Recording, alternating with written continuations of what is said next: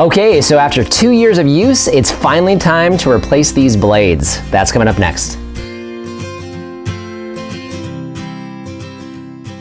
Hello everyone, this is Dwayne with Edge of Nowhere Farm, and we're coming to you here today with a quick shot at what we're doing to get this guy ready for the rest of this year as far as pruning. So what I'm going to do first, I'm going to link our review here where we reviewed this chipper. It was a little over a year ago, and we have now come a full year again of going through our 100+ fruiting trees, bushes, and shrubs using this chipper. 2 years now, this thing has done a fantastic job. The only thing we've done so far with this machine is flip the blades. They're double-sided, so you can take the blades and just flip them. So we did that last year going into our pruning season for this year. So we want to go ahead and replace these blades. So let's get to that. So tools you're going to need: gloves. We are working with sharp objects. A 6mm hex wrench. I call them Allen wrenches, but I think they're hex wrenches. A Phillips screwdriver. How could I forget the replacement blades? So I'll leave a link down in the description below where you can get these guys from Amazon. These two cost us just under 17 bucks. So first things first, you need to get the top of the machine off. So all you do is just take this red knob here and you're gonna spin and spin and spin for a while. That knob's now undone, so that's gonna get you to here. So this is how, if you have something that's kind of jammed in the chipper while you're chipping, this is what you would do to kind of clear that out. So there are two blades. There's a blade here and there's a blade down here. We're gonna be replacing those two. So you have this protective housing that's right here. So I am gonna take this housing off to make it easier for me to get to these blades so that you can see it. I suppose you probably could get the blades off without taking the housing off, but it's easier for me to do it. I feel like I have a little more control taking these off, plus you'll be able to see what I'm actually doing. So I'm gonna go ahead and remove this first. This little arm that basically keeps this thing from flopping down. So that's attached to this guard right here.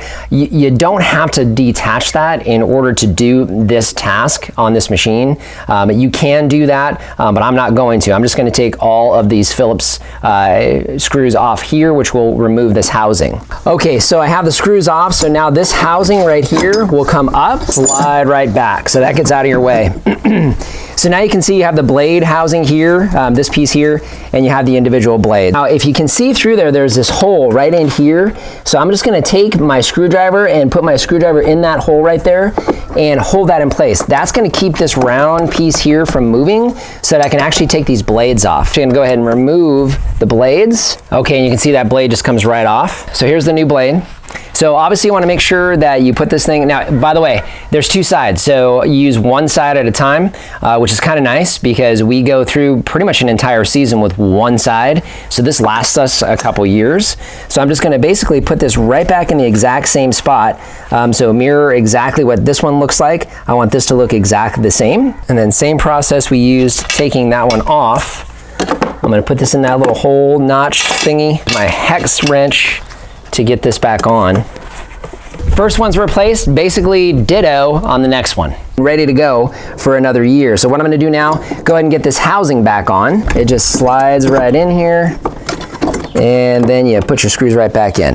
I've got that protective guard back on here, so now we're just closing the unit up. Make sure you have this plastic housing completely seated on top of this bottom housing, and you'll see basically this green top housing here is gonna seat completely down here, and then the unit itself actually knows that it's not gonna chop your hand off essentially, and it'll allow it to turn back on. As far as the unit, I'll tell you what, like I said, we've got over 100 fruiting trees, bushes, and shrubs, mainly trees here on the property. This unit, this is the 14 amp unit for the Sun-Joe chipper. We've had it for 2 years now. Several of our trees are 4 years old. They're 10, 12 feet tall, and this thing does a bang up job of taking care of the vast majority of the pruning that we do. I will leave a link to the blades and also the chipper itself. If you haven't picked one of these up and you've got a backyard orchard just like we do, maybe a little bit smaller, this thing will last you pretty much forever. Just a fantastic unit. Highly recommend it. So just want to thank you for joining us today. If you haven't subscribed, hey, subscribe to the channel. Instagram and Facebook, we're there. Check us out there. Any questions or comments, leave them in the comment section down below. Like I said, I'll leave links down below to our Amazon shop and these particular things we were talking about today. Pick those up there, help support the channel. So just want to thank you for joining us today and remind you, if we can farm on the edge of nowhere, so can you.